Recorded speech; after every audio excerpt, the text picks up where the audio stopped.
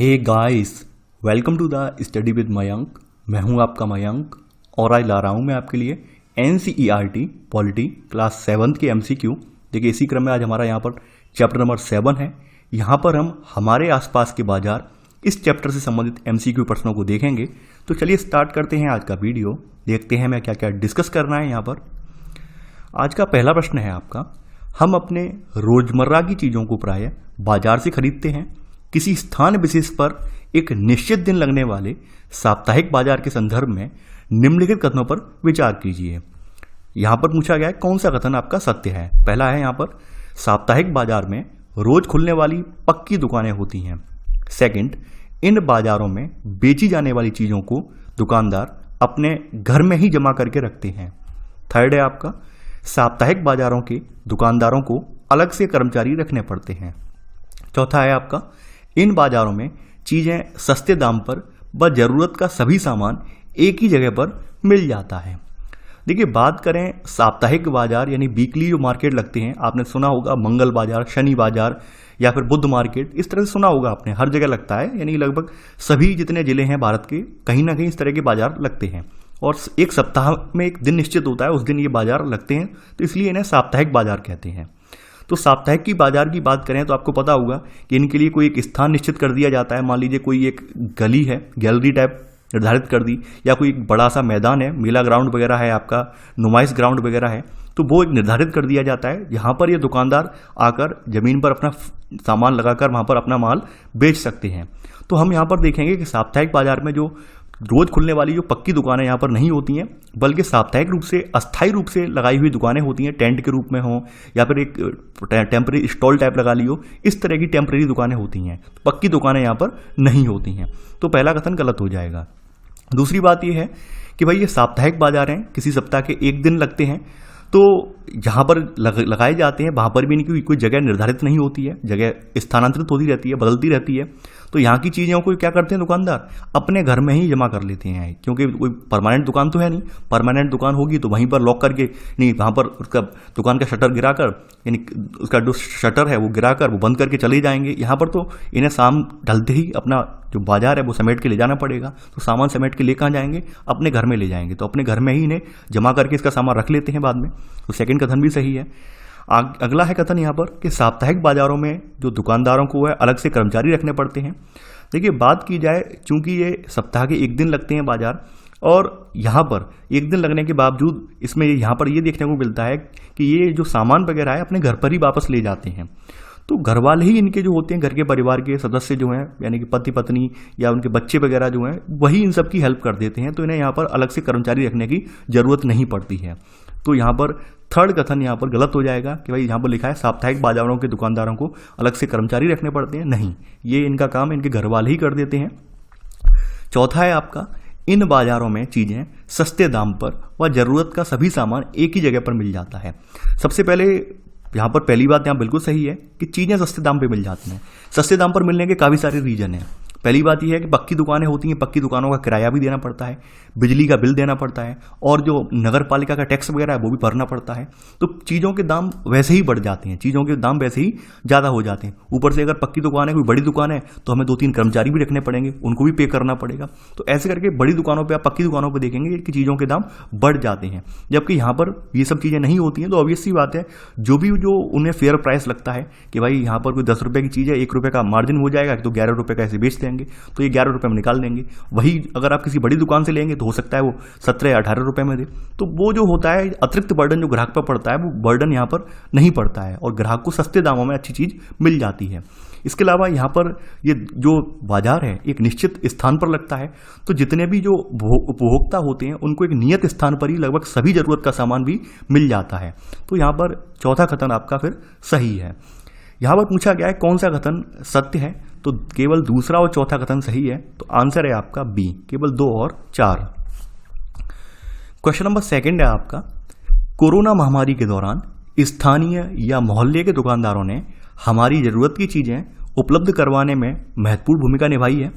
मोहल्ले की दुकानों के संदर्भ में निम्नलिखित कथनों पर विचार कीजिए। यहां पर पूछा गया है कौन सा कथन असत्य है, यानी गलत कथन कौन सा है। पहला है आपका, मोहल्ले की दुकानों में डेयरी, किराना व अन्य खाद्य पदार्थ तथा स्टेशनरी या दवाइयों की दुकानें शामिल हैं। सेकंड है, इस तरह की दुकानें प्रायः पक्की और स्थायी होती हैं, जबकि फुटपाथ पर सब्जियों के दुकानदार, फल विक्रेता व मैकेनिक आदि भी यहाँ पर दिखाई देते हैं।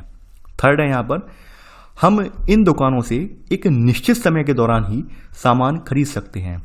चौथा है आपका, सामान्यतः दुकानदार और खरीदार परिचित होते हैं और दुकानदार जो है वो ग्राहकों को सामान उधार देने को भी तैयार हो जाते हैं।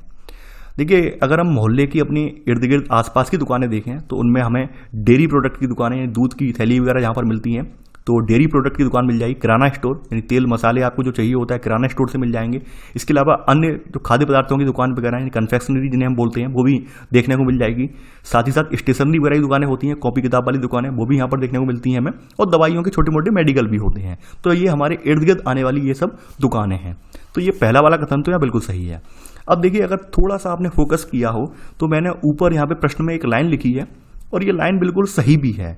आपका जब कोरोना पैंडेमिक के दौरान पूरे देश में संपूर्ण लॉकडाउन लगा था तो यकीन मानिए जो स्थानीय या मोहल्ले के दुकानदार थे, इन्हीं ने यानी इन्हीं लोगों की मदद से जो है आपके घरों तक सामान पहुंचा है। यानी जितने लोग जो कहते नहीं थे कि हम ऑनलाइन खरीदारी कर लेंगे, ये कर लेंगे, वो कर लेंगे, उन लोगों को भी इनकी महत्ता समझ में आ गई कि भाई कितना भी ऑनलाइन खरीदारी करो लेकिन अपने मोहल्ले के जो दुकानदार हैं उनसे भी आप बनाकर चलो, क्योंकि ज़रूरत पड़ने पर यही लोग साथ देंगे। और ये बात कोरोना महामारी के दौरान बिल्कुल यथार्थ साबित हुई, यानी बिल्कुल सही साबित हुई। ये बात आपने भी देखी होगी। तो पहला कथन तो यहाँ बिल्कुल सही है। सेकेंड है, यहाँ पर इस तरह की दुकानें प्राय पक्की और स्थायी होती हैं, जबकि फुटपाथ पर यानी कि यहाँ पर जो अपने आसपास हुआ मोहल्ले की दुकानों फुटपाथ पर भी दुकानें लगती हैं। इनमें सब्जियां हैं, सब्जियों के दुकानदार हैं, फल विक्रेता हैं, मैकेनिक आदि यहाँ पर दिखाई देते हैं। देखिए, मोस्टली जो आपके मोहल्ले की दुकानें होती हैं वो पक्की और स्थायी होती हैं, जबकि आपके मोहल्ले की दुकानों में ही आपने देखा होगा दुकानों के आगे जो रैंप वगैरह होता है वहाँ पर ये लोग अपने ही किसी मिलने वाले को परमिशन दे देते हैं कि आप यहाँ पे सब्जी बेचते रहना, यहाँ पे फल की दुकान लगा लेना। तो ऐसे करके छोटे छोटे दुकानदार भी यहाँ पर अपना सामान बेचते मिल जाते हैं। तो ये प्रतिदिन लगने वाली दुकानें हैं, यानी कि ये दुकानें लगभग स्थायी प्रकृति की होती हैं ये। तो सेकंड वाला कथन भी यहाँ पर सही है। थर्ड कथन है, हम इन दुकानों से एक निश्चित समय के दौरान ही सामान खरीद सकते हैं। देखिए, ध्यान देने वाली बात यह है, चूंकि ये हमारे इर्द गिर्द की दुकान है, अपने बगल की पड़ोस की दुकानें हैं, तो ऑब्वियस सी बात है यहाँ पर सर्विस जो होती है वो 24/7 होती है। कैसे होती है वो एग्जांपल देता हूँ। मान लीजिए मेडिकल स्टोर है, अब आपकी बगल में मेडिकल स्टोर है। मान लीजिए आपके घर में रात को कोई बीमार पड़ गया, आपके पास दवाई नहीं है, दवाई लेनी है, तो पड़ोसी है तो ऑब्वियस सी बात है आपके उससे संबंध भी होंगे, तो आप उसके पास जाएंगे तो आप वो रात को चाहे 1 बजा हो, रात को 2 बजा हो, आपको दवाई निकाल के दे देगा। ये पॉसिबल तभी है क्योंकि मोहल्ले का है, वो जानता है आपको मिलने वाले हो आप उसके, तो वो निकाल के दवाई दे देगा। अगर यही कोई मेडिकल स्टोर आपके घर से 10 किलोमीटर दूर हो या किसी मॉल वगैरह में हो तो क्या पॉसिबल था? बिल्कुल पॉसिबल नहीं था। ये पड़ोस का है, पड़ोसी होने के नाते इसने फर्ज निभाया, आपको सामान दे दिया। तो यहाँ पर हम देख सकते हैं इनका कोई निश्चित समय नहीं है, आप जिस समय जाएं और उसी समय ये आपको सामान दे देते हैं, क्योंकि इनकी जो मोस्टली मोहल्ले वाली दुकानें होती हैं ये घरों में ही होती हैं, यानी घरों में ही रहती हैं दुकानदार, ऊपर अपना रेजिडेंस बना लेते हैं और नीचे दुकानें अपनी चलाते हैं। तो यहाँ पर तीसरा कथन इस हिसाब से गलत हो जाएगा कि निश्चित समय के दौरान ही सामान खरीद सकते हैं। निश्चित समय के दौरान आपका जो है बड़ा मार्केट खुलता है कि 10 बजे के बाद खुलेगा और रात के 10 बजे तक बंद हो जाएगा। यहाँ पर निश्चित समय नहीं होता, आपको जैसी जरूरत है, आपके जैसे संबंध है, वैसे ही आपको सामान मिल जाएगा, चाहे आधी रात ही क्यों ना हो।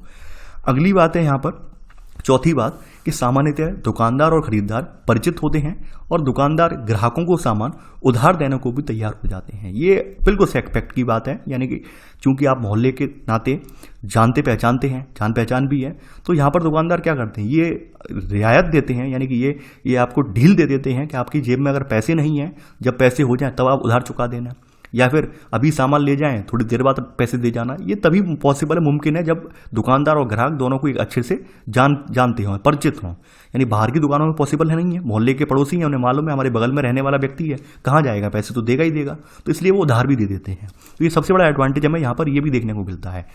तो यहाँ पर 1, 2 और 4 कथन सही है। गलत वाला कथन आपका केवल तीसरा है, तो आंसर होगा आपका बी, केवल थर्ड असत्य है। क्वेश्चन नंबर 3 है आज आपका, शहरों में लोगों के पास समय का अभाव होता है, इस कारण हमें शहरी बाजारों की संरचना में भी अंतर दिखाई देता है। शहरी बाजारों के संदर्भ में निम्नलिखित कथनों पर विचार कीजिए। यहाँ पूछा गया है कौन सा कथन आपका सत्य है। शहरी बाजारों के बारे में आपसे पूछा गया है कि भाई यहाँ पर कौन सा कथन आपका सही है। पहला है, शहरों में एक साथ कई तरह की दुकानें होती हैं, जिन्हें लोग शॉपिंग कॉम्प्लेक्स के नाम से जानते हैं। सेकंड, शहरों में एक ही बहुमंजिला इमारत के भीतर अलग अलग मंजिलों पर अलग अलग तरह की वस्तुएं मिलती हैं, इन्हें मॉल कहा जाता है। थर्ड है आपका, इस तरह के बाजारों से में मिलने वाला सामान प्राय साप्ताहिक और मोहल्ले के बाजारों की तुलना में सस्ता होता है। चौथा है, शहरी दुकानों में कंपनियों का ब्रांडेड सामान भी मिलता है, जिन्हें कंपनियां विज्ञापन देकर और गुणवत्तापूर्ण होने का दावा करके बेचती हैं। देखिए, पहला वाला जो कथन है आपका कि शहर में एक साथ जो आपने देखा होगा कि कोई बिल्डिंग जो होती है उसमें एक साथ पूरा कॉम्प्लेक्स बना देते हैं और उस कॉम्प्लेक्स में पूरी रो बनी होती है और रो में दुकान डिवाइड होती हैं, पहली नंबर दुकान, दूसरी नंबर, ऐसे करके डिवाइड होती हैं। ठीक है, तो शहरों में एक साथ कई तरह की दुकानें होती हैं जिन्हें हम क्या कहते हैं, शॉपिंग कॉम्प्लेक्स के नाम से जानते हैं कि हम फलाने शॉपिंग कॉम्प्लेक्स में जा रहे हैं, वहीं पर आपकी सारी दुकानें आपको मिल जाएंगी। इलेक्ट्रिशियन वाली दुकानें भी वहीं पर भी हैं, कपड़े वाली दुकानें भी वहीं पर ही हैं, ठीक है, ग्रोसरी स्टोर की दुकानें भी वहीं पर हैं। तो ये पूरा क्या है, ये शॉपिंग कॉम्प्लेक्स बोला जाता है। तो पहला वाला कथन बिल्कुल सही है। वहीं जो मल्टी स्टोरी बिल्डिंग होती है और मल्टी स्टोरी बिल्डिंग के भीतर मार्केट स्थापित होता है और पूरी बिल्डिंग जो होती है एयर कंडीशनिंग होती है और वहां पर अलग अलग मंजिल पर अलग अलग दुकानें होती हैं, अलग अलग स्टॉल होते हैं। तो ये जो इस तरह का जो सिस्टम है इसे मॉल कहा जाता है, इसे हम क्या कहेंगे, मॉल कहा जाएगा। तो सेकंड वाला कथन यहाँ पर बिल्कुल सही है कि शहर में एक ही बहुमंजिला इमारत के भीतर जो अलग अलग मंजिलों पर अलग तरह की वस्तुएं मिलती हैं, इन्हें हम क्या कहेंगे, मॉल कहते हैं।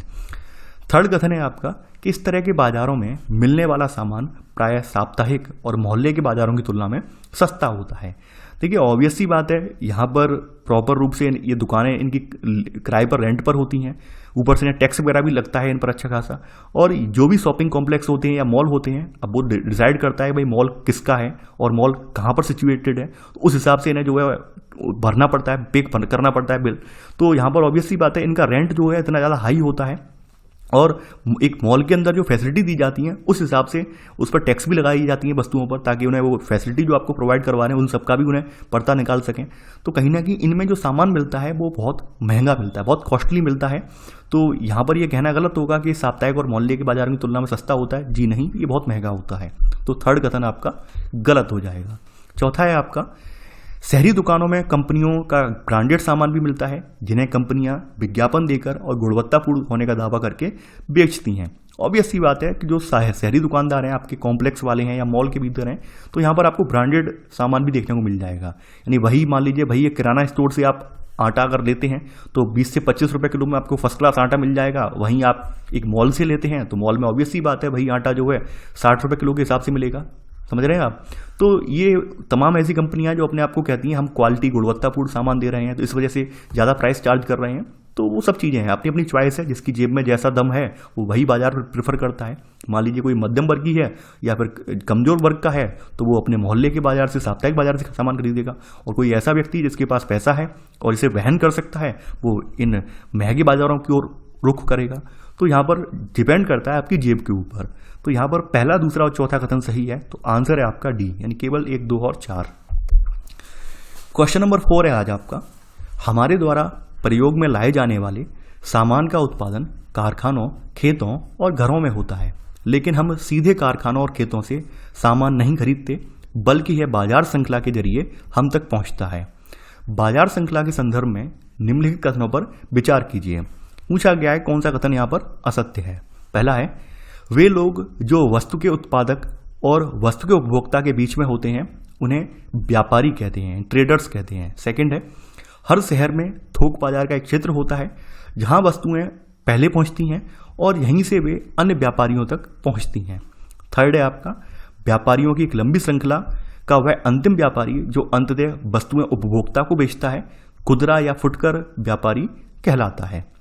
देखिए, यहाँ पर आपने देखा होगा कि हम लोग जो चीज़ें खरीद रहे हैं वो हम डायरेक्ट नहीं खरीद रहे हैं, डायरेक्ट किसी कंपनी से नहीं खरीद रहे हैं। यानी हम कुछ ऐसे लोगों से मिलते हैं जो बीच में इंटरमीडिएट हैं और वो हमें ये सामान प्रोवाइड करवाते हैं, तो उन्हें हम क्या कहते हैं, व्यापारी कहते हैं। ठीक है, यानी वे लोग जो वस्तु के उत्पादक और वस्तु के उपभोक्ता के बीच में होते हैं उन्हें क्या कहते हैं, हम व्यापारी कहते हैं। तो पहला वाला कथन बिल्कुल सही है। अब हर जगह, हर शहर में या किसी भी जगह किसी ना किसी कंपनी के गोदाम बने होते हैं कि भाई ये एक बड़ा व्यक्ति है, एक बड़ा व्यापारी है, तो इसके यहाँ गोदाम बना दिया हमने, तो ये यहाँ पर जो किसी कंपनी का माल स्टॉक करके रख सकता है। तो इन्हें हम क्या कहेंगे, इन्हें होलसेलर कहा जाता है, यानी कि थोक विक्रेता। जहाँ से छोटे छोटे दुकानदार जो होते हैं, फुटकर वाले, वो यहाँ से अपना सामान ले जाते हैं और फिर आपके गली मोहल्ले में उन्हें बेचते हैं। तो यहाँ पर जो एक बहुत बड़ा व्यापारी होता है वो अपने यहाँ एक होलसेल की दुकान कर लेता है और होलसेल की दुकान में स्टॉक रखता है माल का, जिससे कि छोटे दुकानदार उससे सामान ले जा सकें। तो यहाँ पर सेकंड वाला कथन बिल्कुल सही है कि हर शहर में थोक बाजार का एक क्षेत्र होता है जहाँ वस्तुएं पहले पहुँचती हैं और यहीं से वे अन्य व्यापारियों तक पहुँचती हैं। व्यापारियों की जो लंबी श्रृंखला में जो अंतिम व्यापारी है, इसमें अंततः वस्तुएं उपभोक्ता को बेचता है जो, यानी अंततः व्यापारी का मतलब कौन है, यानी आपके इर्द गिर्द मौजूद जो आपका मोहल्ले वाला आपका व्यापारी है, मोहल्ले वाला जो दुकानदार है, साप्ताहिक बाजार का दुकानदार है, जिनसे आप सामान खरीद रहे हैं, वो आपका क्या है, वो अंतिम व्यापारी बोला जाता है, यानी रिटेलर बोला जाता है, यानी फुटकर व्यापारी बोला जाता है, फुटकर विक्रेता बोला जाता है, खुदरा या फुटकर विक्रेता या फिर रिटेलर बोला जाता है इसे। तो यहाँ पर तीसरा वाला कथन भी यहाँ पर सही है।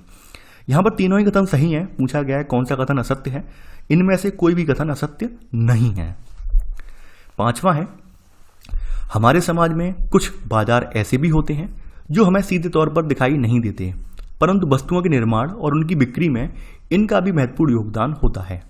हमारे समाज में हर जगह बाजार मौजूद है। इस संदर्भ में निम्नलिखित कथनों पर विचार कीजिए।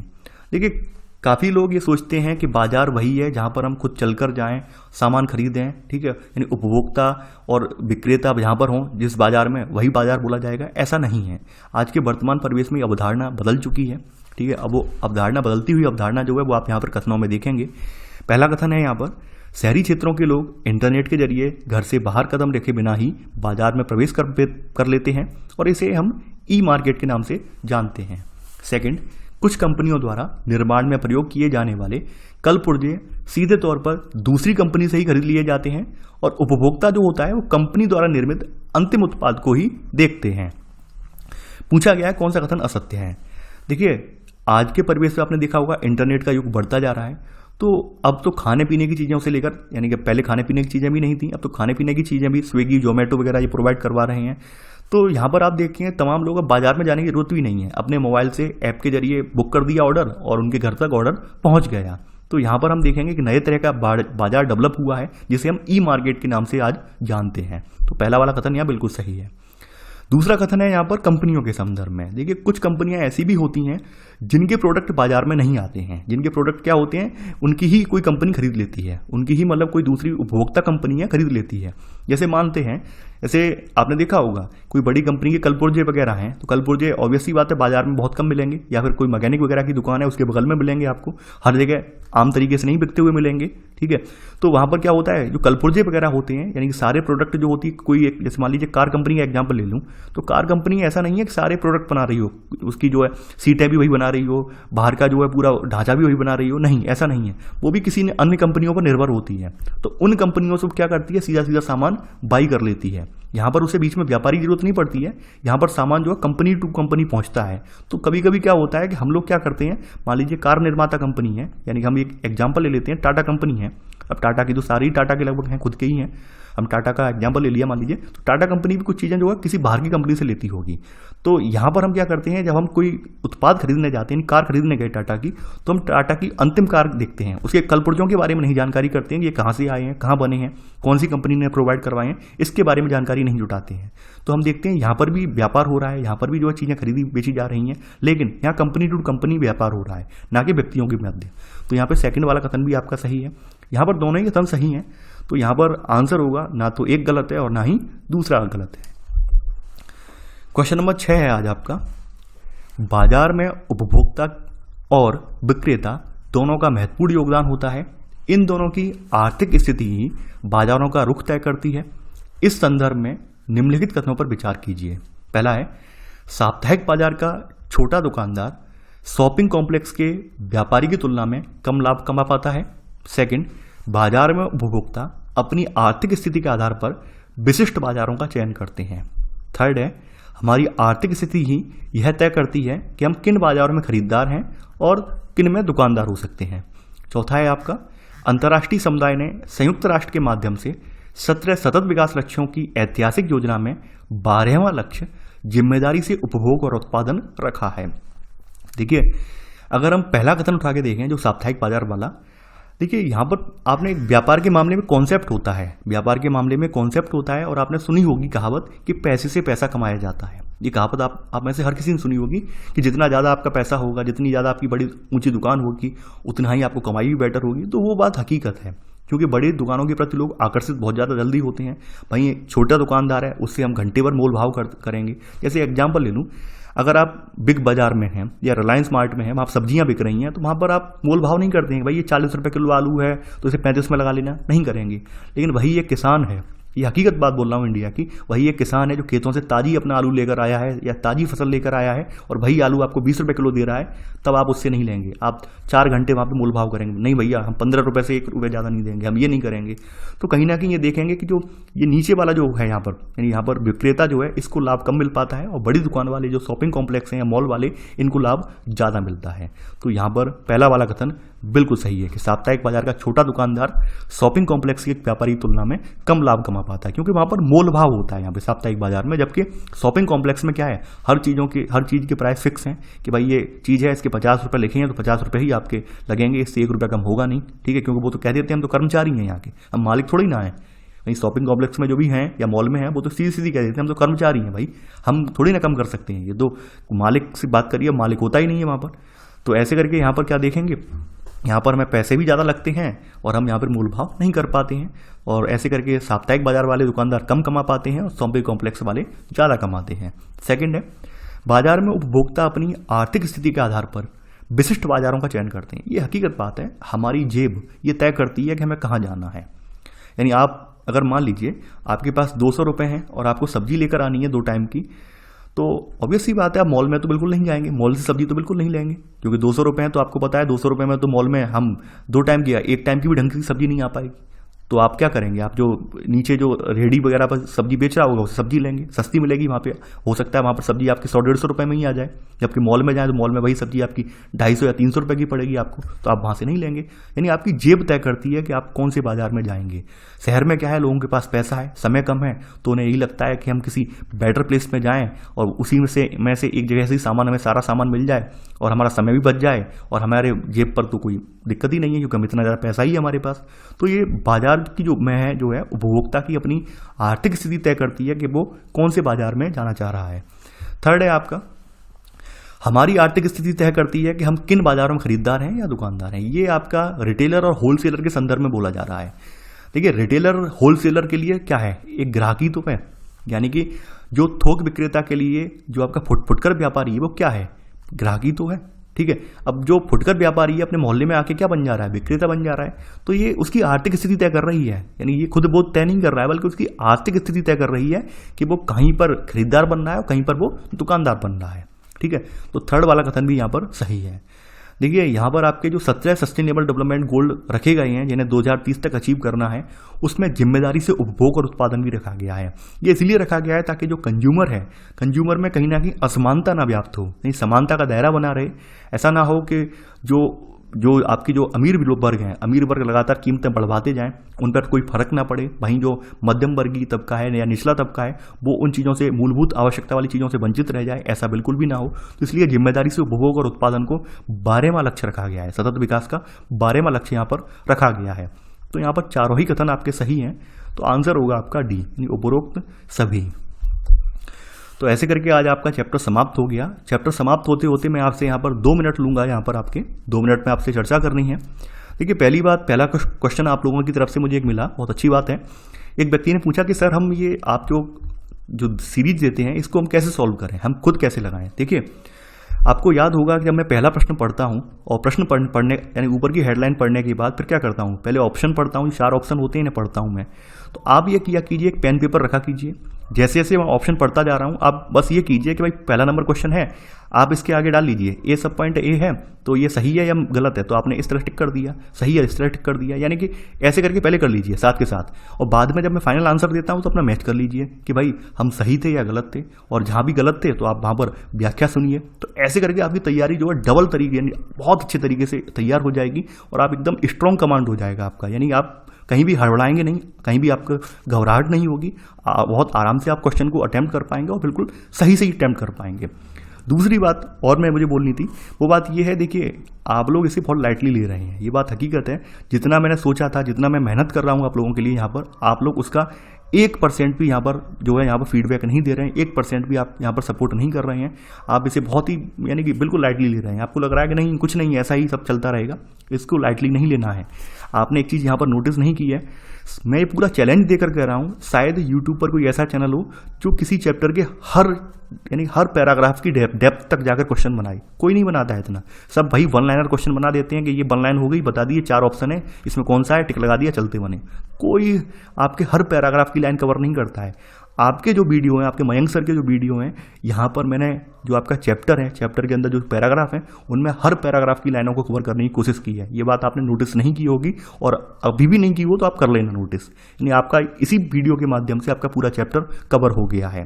तो आई होप आप लोग थोड़ा सा समझिए इस चीज़ को कि कोई व्यक्ति आपके लिए इतनी मेहनत कर रहा है और आप बिल्कुल भी यहाँ पर फीडबैक नहीं दे रहे हैं, आप बिल्कुल भी बहुत नीरसतापूर्ण तरीके से आप देख रहे हैं, ना रेस्पॉन्स करते हैं, ना ही आप देखना चाहते हैं, जबकि चैनल जो है आपका 2 लाख से एबव पहुँच चुका है, लेकिन फिर भी आप लोग इस तरह के रुझान दे रहे हैं। ये कहीं ना कहीं गलत है। तो आप एक्टिव होकर पढ़िए।